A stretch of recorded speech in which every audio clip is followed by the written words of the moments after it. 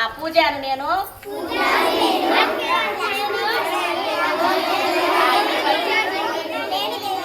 ఈ పవిత్రమైన ఉదయం వేళ గురువుల సమక్షంలో ఆ తల్లిదండ్రుల ఆశీస్సులతో ఆ ఉజ్వల భవిష్యత్తు గురించి నేను ప్రతిజ్ఞ చేస్తున్నాను.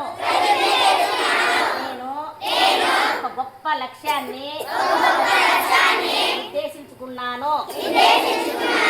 భవిష్యత్తులో నేను సివిల్ సర్వెంట్గా తీర్చిదిద్దుకుంటానని మనస్ఫూర్తిగా ప్రతిజ్ఞ చేస్తున్నాను.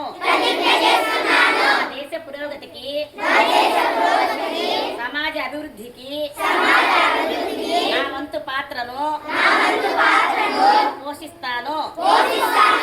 క్రమశిక్షణతో చదివి జ్ఞానాన్ని సంపాదించి ఇతరులకు సహాయపడే మంచి వ్యక్తిగా ఎదుగుతాను. ఎటువంటి కష్టాలు ఎదురైనా నా ఆశయాన్ని